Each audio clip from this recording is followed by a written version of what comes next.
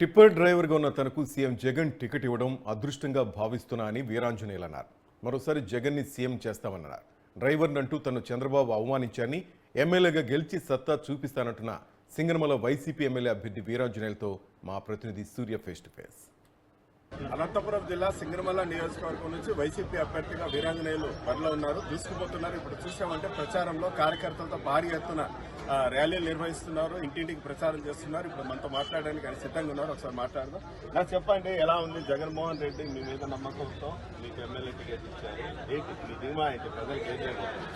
ముఖ్యంగా ఈరోజు సింగనమల నియోజకవర్గంలో బిక్రాసముద్రం మండలంలో అమ్మవారిపేట, రేకులగుంట, బిక్రాసముద్రం మేజర్ పంచాయతీలోని గాంధీనగర్ గ్రామాలలో పర్యటించడం జరుగుతూ ఉంది. ఈరోజు మా ముఖ్యమంత్రి శ్రీ వైఎస్ జగన్మోహన్ రెడ్డి గారు ప్రవేశపెట్టిన సంక్షేమ పథకాలను ప్రతి ఒక్క కుటుంబానికి తీసుకువెళ్లి వాళ్ళకు వివరించి రాబోయే ఎన్నికలలో ఖచ్చితంగా వైఎస్ఆర్ కాంగ్రెస్ పార్టీకి ఓటు వేసి అలాగే జగనన్నను సీఎం చేసుకోవాలని సింగనమల నియోజకవర్గంలో కూడా వైఎస్ఆర్ కాంగ్రెస్ పార్టీ జెండా ఎగరాయాలని చెప్పేసి ప్రతి ఒక్కరు కోరుకుంటూ ప్రచారాన్ని నిర్వహిస్తున్నాము.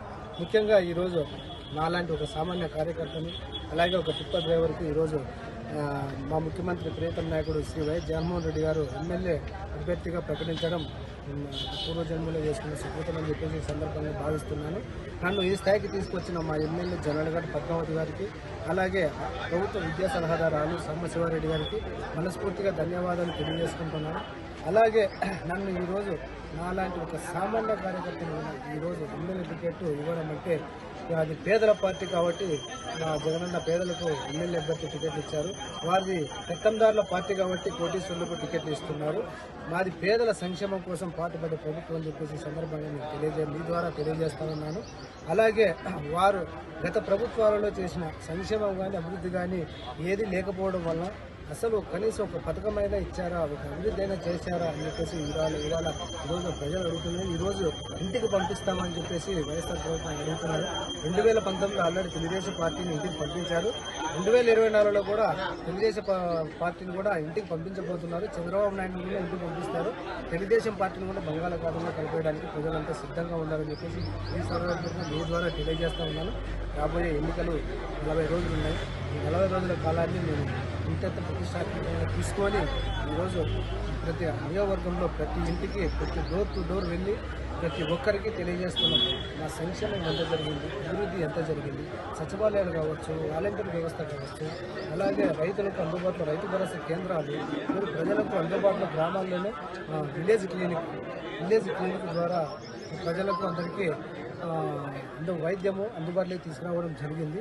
అలాగే రైతు భరోసా కేంద్రాల ద్వారా రైతులకు పనిముట్లు కానీ అలాగే ఎరువులు కానీ ఈరోజు అందుబాటులోకి తీసుకురావడం దేశ చరిత్రలోనే ఎక్కడా లేదని చెప్పేసి సందర్భంగా మీకు తెలియజేస్తూ ఉన్నాను.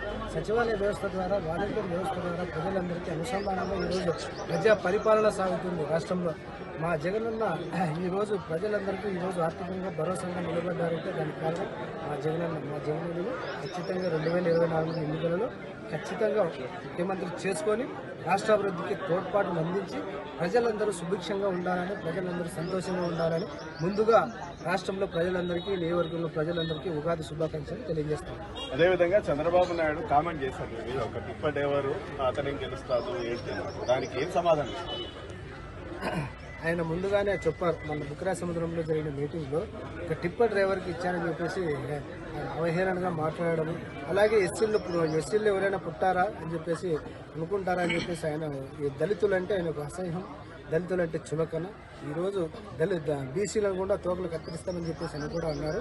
దళితులంటే ఎందుకు ఆయనకంత నేను కూడా అడుగుతున్నాను ఇవాళ, దళితులంటే అంత చులకనగా అయిపోయినారు రాష్ట్రంలో.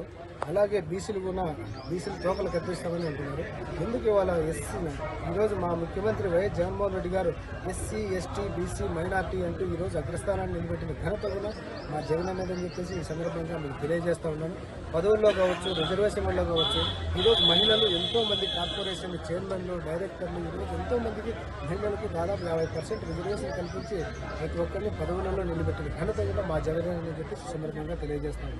అంటే తొలి నుంచి కూడా ఒక సెంటిమెంట్ ఉంది, ఏ అభ్యర్థి అయితే, ఏ పార్టీ అభ్యర్థి అయితే సింగనమల గెలుస్తాడో ఆ పార్టీనే అధికారంలోకి వస్తుంది రాష్ట్రంలో.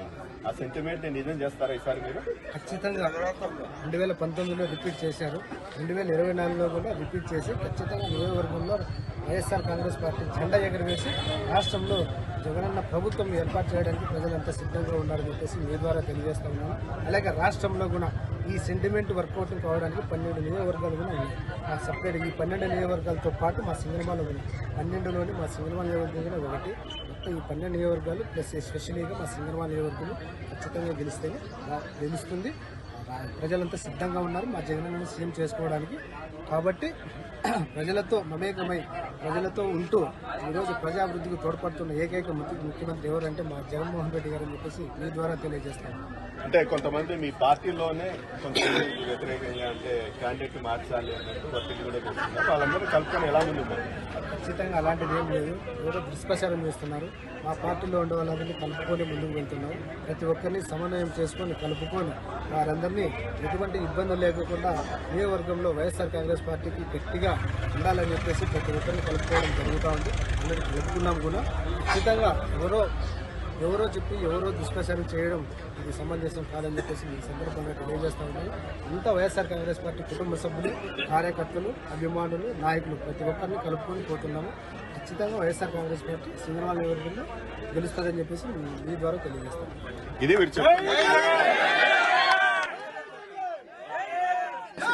దుష్ప్రచారం చేస్తున్నారు. టిప్పు డేవర్కి ఈ విధంగా పార్టీ టికెట్ ఇవ్వడం ఏంటి, ఆయన గెలుస్తాడు అన్నట్టు చెప్తున్నారు. వాళ్ళకి ధీటుగా ఈ ఎన్నికల్లో గెలిచి చూపిస్తామని చెప్తున్నారు. అదే విధంగా ఏదైతే సెంటిమెంట్ ఉందో ఇక్కడ ఏ పార్టీ అభ్యర్థి అయితే గెలుస్తాడు సింగనమలలో ఆ పార్టీనే అధికారంలోకి వస్తుంది. తప్పనిసరిగా తను గెలిచి రాష్ట్ర ముఖ్యమంత్రిగా మరొకసారి జగన్మోహన్ రెడ్డినే చేస్తామంటూ కూడా ధీమా వ్యక్తం చేస్తున్నారు. కెమెరా పర్సన్ ఆంధ్రప్రసాద్ ఆర్కే సూర్య, న్యూస్ 360 సింగనమల నియోజకవర్గం.